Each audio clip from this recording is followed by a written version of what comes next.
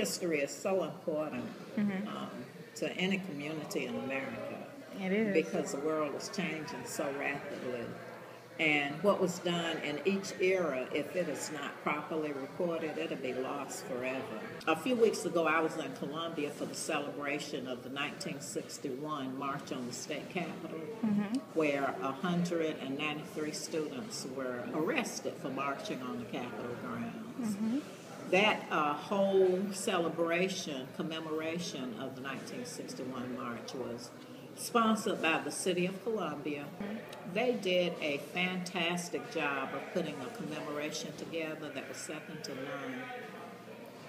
They even uncovered footage, TV footage from Greenville's March on the Airport, from the March on the Capitol, and we were able to see ourselves as teenagers marching around the Capitol. I was one of those individuals who was arrested. What makes it so interesting, until the celebration, I never knew that that case of the arrest of 193 students went all the way to the United States Supreme Court. And You never knew? But you were arrested? I was arrested, but you get locked up in different cities during the movement. You don't see something wrong with that? Well, I never knew what happened when the case made it all the way to the Supreme Court. The Supreme Court overturned our arrest, and as a result of that, Columbia became desegregated Because of you. because of 193 students. Which is one Myself, of. more often than not, I find, especially among African American communities, that other people want to tell their story.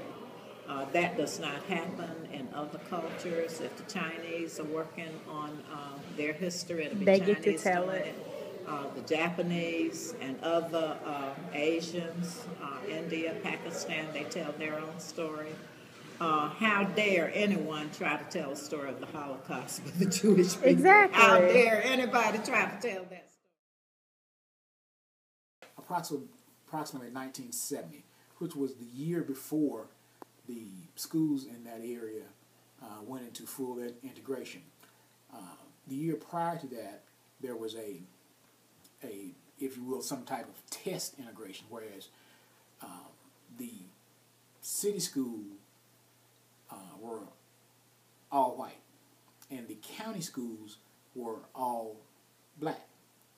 And what happened was there was an exchange program of sorts, whereas all the black students that lived within the city limits the year before actual integration came, they started going to the predominantly white school. What happened during that transitional period, there was also talk of what they were going to do with the various schools, because the county had, matter of fact, just very few years before, with much, I would say, administrative trying and effort upon with the black people that lived in the city and the county, had a new school. They were able to have a new school built, which made them very, very proud. And in the process of this transition to the integration, the plan was to take the black school that was new and to close it, send all of the students, black and white, to the predominantly white schools. They were going to take the new school that was for the black children and to allow it to be sold. As a matter of fact, they even already had a buyer for it. They were going to make a manufacturing plant out of it, because, of course, as in with most small towns, the school was located near the railroad track, which would be easy for the railroad system to have access to the area for the shipping of their manufactured goods. So there was there was a lawsuit filed. There was a black community organization, if you will. When the suit was filed originally, it was for them to basically not allow the manufacturing plant to take over the school and transition all the students into the predominantly white schools. Obviously, as in with many cases at this time, the pressure was put upon several of the plaintiffs who perhaps worked for the, of course, the white institutions that they at their factories or doing domestic work for the people in the town. Basically, just told them that they were not allowed to join in this suit, and they were victorious in that. Instead of closing the school, the school became a part of the new system, the new integrated school system. I am from Greece originally. The reason my family came to the United States is so that we can all get educated in whatever field we wish to be in. In Greece, things are very, very tough when it comes to higher education. You may be a smart young lady, you may have, well, let me begin by saying that education is state funded, so it doesn't cost anything to go to school. Tuition is free. So the problem is, of course, there's only so many universities that you can attend or that the state can support. So what happens is at the end of your senior year, people are testing what they call the Panhellenic examination. You know, it's all of Greece, all the high school seniors are all taking the same examination. It's not like the SAT because it's content specific. So there's a math area, there's a science, biology, chemistry. It's really broken down. You know, and each exam may be 2-3 hours long, you know, and you have a score for each exam. I'm not so sure, so don't quote me on how many subjects, but I would guess about 15. You know, so astronomy could be one, and is one. Of course, your math, your ancient history, your modern history. So there's several areas that students are getting tested on. Now, based on those scores, the high school senior gets and their interest, gets an acceptance letter of A, you are accepted to university if you're that lucky, and B, which university you will be attending. And that is, it's not fair. It's not motivating, because you have a high school senior and they graduate from school, and now they're going to go to this rural, tiny town that has the university, and that's their choice, or no education. So the freedom in the United States, I'm raising 4 children that, they have the freedom to be what they want to be and to go where they want to go.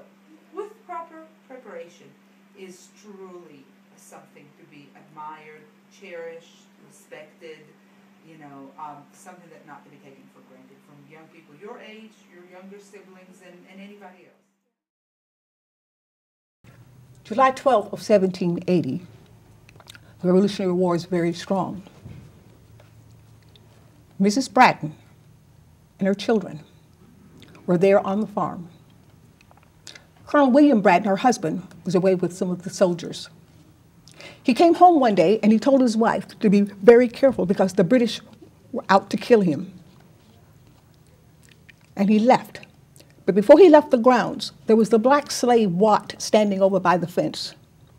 He went over to that slave and he put his hand on the shoulder of that slave and he said, "Watt, I'm going back to fight. You stay here and you take care of the family." And he left. A few days later, Mrs. Bratton is out in that backyard. And her daughter came running towards her. And the daughter was yelling, they're coming, the soldiers are coming." And that's when Mrs. Bratton told all of the slaves to get in the house, told Watt's wife, Polly, to get in the house. And they went in. Those soldiers came up. And they made all of those family members come outside. They had guns on them. The youngest Bratton child was holding on to his mother's apron. And one of the slaves snatched that little boy away, and he took something called a reaping hook, and he put it to the wife's neck and said, "Tell us where your husband's located, or we're going to kill you." One of the other soldiers knocked him down and said, "Leave her alone." They heard the soldiers talk about they were going to wait for Bratton to come home, then they would get him, and they left. When they were out of sight, that's when Mrs. Bratton called Watt, who was still down in the woods getting water. And he told him, you've got to go tell your master not to come home. If he comes home, they're going to kill him. Now, the British were offering slaves freedom. And that was an opportunity for that slave to do that, but he didn't. He went and he told Bratton what had happened. July 12th of 1780, because of what that slave did, the Americans won that very small battle, the Battle of Hoke's Defeat. Did they give him his freedom? No. They did not give him his freedom, but he was allowed to do things that other slaves on that farm were not allowed to do.